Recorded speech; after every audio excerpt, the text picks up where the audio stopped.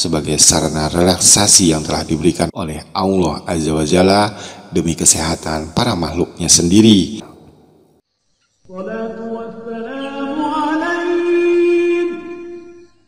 Bismillahirrahmanirrahim. Assalamualaikum warahmatullahi wabarakatuh. Sobat beriman yang dirahmati Allah, tahukah Anda bahwa proses sholat dari tumakninah adalah sebuah teknik relaksasi dalam sholat yang telah banyak dilupakan oleh umat muslim? Apakah benar demikian? Dan apakah saja gunanya? Simak video ini hingga selesai. Berikut adalah ilmu yang pasti sangat berguna bagi kita semua sebagai umat Islam yang menjalankan sholat dengan penuh ketenangan adalah sebagai upaya teknik relaksasi dalam sholat yang telah banyak dilupakan oleh umat muslim. Sebuah riwayat menerangkan bahwa sebelum sholat subuh, Rasulullah SAW memiliki kebiasaan melakukan istirahat dalam posisi tidur miring yang disebut qailulah. Kebiasaan ini beliau lakukan pula menjelang salatnya zuhur. Relaksasi sebagaimana Rasulullah lakukan merupakan hal yang sangat penting bagi orang yang hendak melakukan sholat, karena sholat merupakan jalan meditasi atau perjalanan jiwa menuju Rabb-nya, sehingga diperlukan persiapan yang serius namun rileks. Sholat berbeda dengan olahraga kebanyakan yang dilakukan oleh manusia, karena sholat sepenuhnya bersifat terapi baik fisik maupun jiwa. Gerakan tubuh pada saat sholat tidak dilakukan dengan hentakan atau gerakan keras seperti halnya olahraga, senam, atau peragangan-peragangan otot yang dilakukan pada saat manusia berolahraga. Namun gerakan sholat dilakukan dengan rileks dan pengendoran tubuh secara alamiah, seperti halnya gerakan orang yang ngulet atau meregangkan urat otot saat baru bangun tidur. Orang Taisi pun melakukan meditasi dengan gerakan yang seperti itu, yaitu gerakan yang telah dipola mengikuti alur tubuh secara alami. Di dalam tumakninah, aspek meditasi jelas sekali terlihat. Saat berdiri, benar-benar berdiri, bukan berdiri seperti orang berupacara bendera atau berdiri seperti halnya orang yang latihan karate atau bela diri sejenisnya. Namun, berdirilah yang tenang dan kendor agar seluruh organ tubuh berada dalam posisinya secara alami. Kita pun bisa merasakan pada saat kita berdiri di tepi pantai melihat pemandangan yang indah, atau di pegunungan dan melihat segala macam pemandangan yang akhirnya meresap ke dalam tubuh kita hingga menyentuh kaki. Saat itu tubuh kita akan terasa sangat rileks. Seluruh organ tubuh menempati posisinya masing-masing, dan kita pun bisa berdiri nyaman dengan santai seperti halnya berdirinya seorang anak kecil di usia balita. Berdirinya orang dewasa terlihat kaku dan terpola oleh pikirannya, karena menganggap jika berdiri seharusnya seperti peragawan, tegap seperti bak militer, atau seperti berdirinya orang yang sedang memamerkan baju yang baru dibelinya dari Paris, arloji dari Swiss, serta sepatu kulit dari Italia. Postur orang dewasa seperti inilah yang membuat orang mudah sekali merasa jenuh dan stres, karenanya berdiri tidak secara alami. Banyak dokter terkemuka meyakini bahwa penyakit-penyakit modern dan penuaan dini antara lain disebabkan oleh ketidakmampuan orang dalam menghadapi dan mengelola stres. Kebanyakan dari kita telah lupa tentang bagaimana caranya rileks, padahal kita pernah mengetahuinya secara naluriah semasa masih bayi. Namun perlahan-lahan melupakannya ketika kita tumbuh menjadi dewasa. Sementara itu, kecepatan dan tekanan hidup modern mulai membuat kita lelah. Jika kita memiliki kecenderungan untuk menjadi terlalu intelek, maka belajarlah untuk berpindah ke sisi emosional dan intuitif alami dengan menjadi lebih terbuka dan menerima apa yang dikatakan hati nurani kita, yaitu rasa ikhlas. Suatu sikap yang diajarkan oleh agama Islam yang bermakna rileks dan paling dalam seperti yang pernah kita lakukan saat kita masih bayi.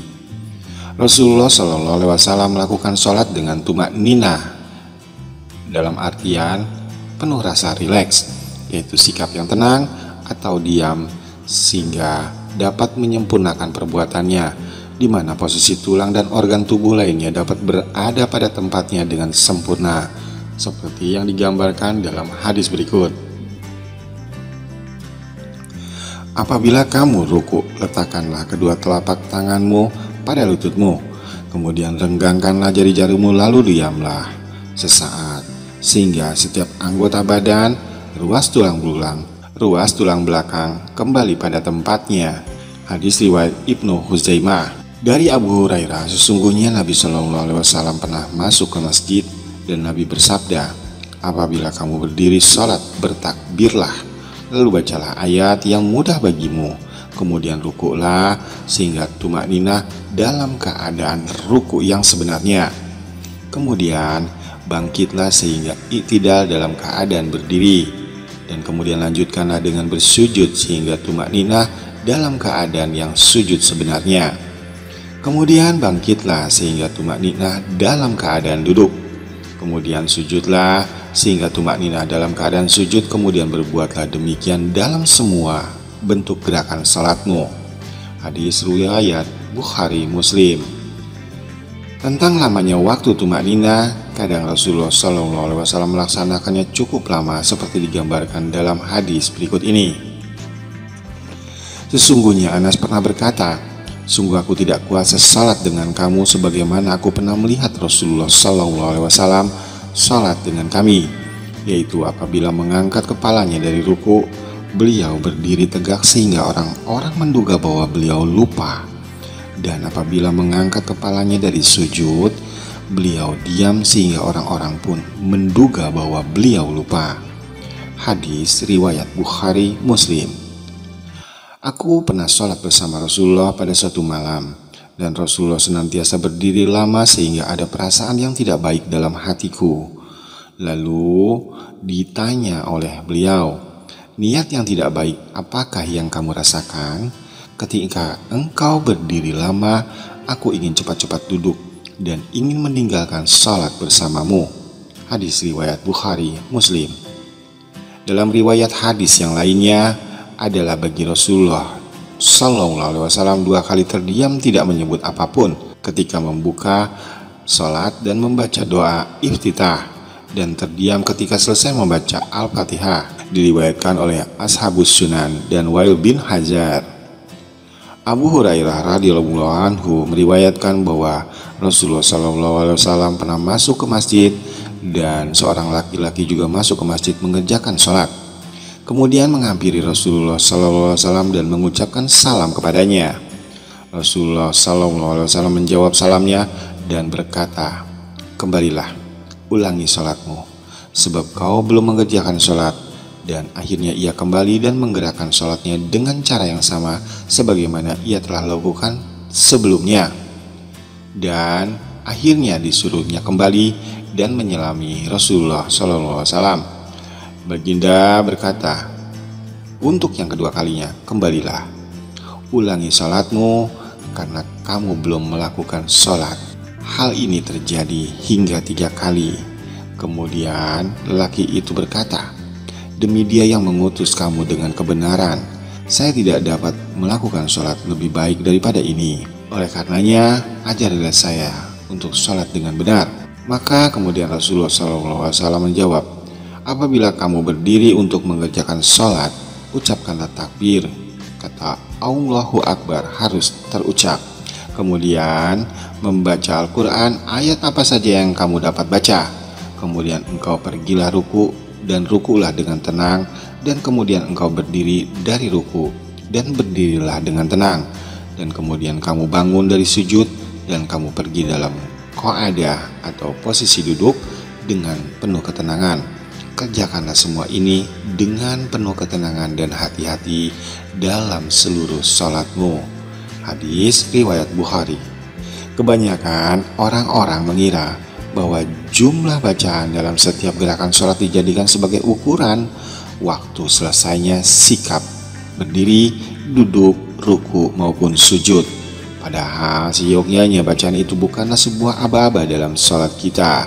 Setiap bacaan yang diulang-ulang merupakan aspek meditasi, autoterapi, autosugesti, berdoa, mencari inspirasi, penyembuhan, menunggu intuisi atau petunjuk, bahkan untuk menemukan sebuah ketenangan yang paling dalam.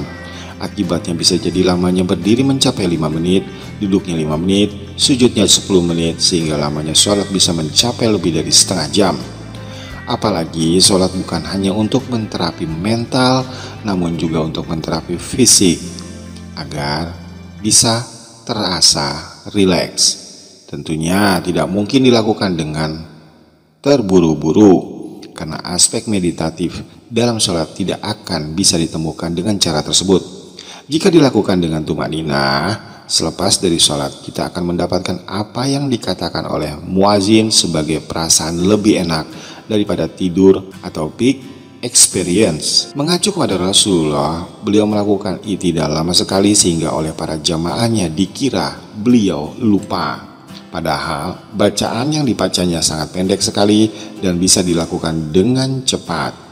Namun Rasulullah SAW melakukannya dengan berdiri cukup lama, dan juga pada saat duduk beliau melakukannya lama sekali hingga akhirnya dipikir dan dikira oleh sang jamaahnya beliau sedang lupa.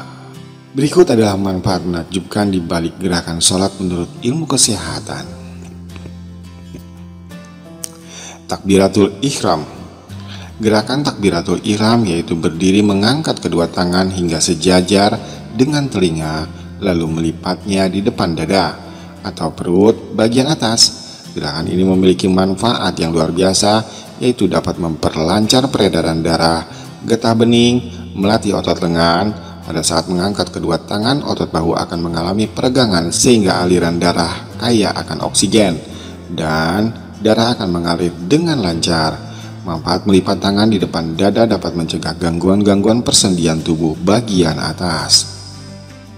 Dalam gerakan ruku yaitu kedua tangan menggenggam kedua lutut, tangan ke kiri ke lutut bagian kiri dan tangan kanan ke lutut bagian kanan, sehingga punggung dan kepala akan terbentuk lurus ke depan, lalu kaki berdiri lurus sehingga membentuk sudut 90 derajat.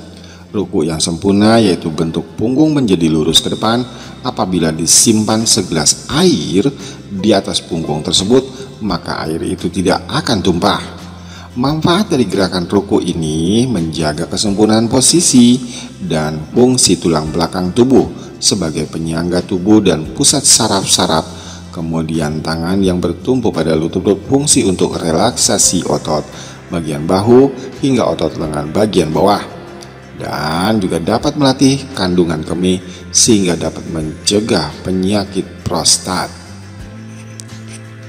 Gerakan i'tidal. Gerakan i'tidal yaitu gerakan setelah ruku yang tubuh bergerak tegak ke atas dan mengangkat kedua tangan sampai sejajar dengan telinga. Gerakan ini adalah langkah awal untuk melakukan gerakan menuju ke sujud. Apabila gerakan i'tidal menuju ke gerakan sujud dilakukan, maka bagian perut akan mengalami pemijatan secara bergantian, dan hal ini akan memperlancar dan menjaga sistem pencernaan dalam tubuh. Gerakan sujud. Gerakan sujud yaitu gerakan yang membungkuk di lantai, lalu kedua telapak tangan dan kepala menempel di lantai. Agar lebih jelas, silakan Anda lakukan gerakan sujud yang memiliki manfaat yang sangat luar biasa bagi kesehatan, karena pada saat gerakan sujud ini terjadi, maka jantung akan lebih tinggi dari otak. Sebuah penelitian yang menyatakan bahwa ada bagian otak yang tidak dapat dialiri darah kecuali dengan gerakan sujud. Karenanya gerakan sujud dapat menyebabkan pasokan darah kaya dengan oksigen lalu mengalir lancar menuju otak dan memicu cara kerja sel-sel otak dan dapat meningkatkan kecerdasan otak. Selain itu, untuk para wanita, gerakan ini dapat menjaga organ kewanitaannya, meningkatkan kualitas ASI, dan dapat memperlancar proses persalinan. Peneliti-peneliti yang pernah melakukan penelitian ini juga berasal dari negara Amerika Serikat dan menimba ilmu di Harvard University. Diam-diam mereka melakukan riset tentang gerakan sujud dan sekarang akhirnya banyak yang menjadi mu'alaf. Gerakan duduk di antara dua sujud atau tahiyat awal. Gerakan ini membuat tubuh bertumpu pada pangkal paha. Lebih jelasnya, gerakan ini jika Anda lakukan dapat mencegah penyakit skiatika, yaitu penyakit yang dapat menyebabkan sakit pada punggung bagian bawah hingga sampai dengan kaki yang dapat menyebabkan seseorang tidak bisa berjalan. Gerakan duduk tawaruk atau tahiyat akhir. Gerakan ini hampir sama dengan duduk tahiyat awal. Yang membedakannya adalah posisi kakinya. Agar lebih jelas, silakan Anda coba lakukan, dan duduk tawaruk ini akan menyebabkan otot rasa tungkai berkontraksi dan dapat melenturkan otot-otot yang ada di pergelangan kaki. Hal tersebut dapat mencegah penyakit impotensi dan menjaga kesehatan kandung kemih dengan sangat sempurna. Yang terakhir adalah gerakan salam, yaitu sebuah gerakan yang menolehkan kepala ke kiri dan ke kanan. Gerakan ini dapat melatih otot leher dan dapat memperlancar peredaran darah di bagian kepala, juga mencegah sakit kepala dan mengencangkan kulit wajah sehingga akan menyebabkan seseorang terlihat lebih awet muda. Nah, sobatku yang beriman yang dirahmati Allah, demikian ulasan tentang gerakan sholat tumakninah dan juga beberapa manfaat gerakan-gerakan yang ada dalam sholat. Semoga kita bisa mempraktekannya secara perlahan dan bersungguh-sungguh demi kebaikan dan manfaat bagi tubuh kita dan juga sebagai sarana relaksasi yang telah diberikan oleh Allah Azza wa Jalla demi kesehatan para makhluknya sendiri. Dalam hal ini kita manusia. Semoga postingan ini bermanfaat. Silakan Anda like jika Anda menyukai postingan ini dan silakan bagikan gratis. Jangan lupa subscribe channel ini agar kita berjumpa kembali di postingan berikutnya. Terima kasih menonton. Semoga kita berjumpa kembali di postingan berikutnya. Assalamualaikum warahmatullahi wabarakatuh.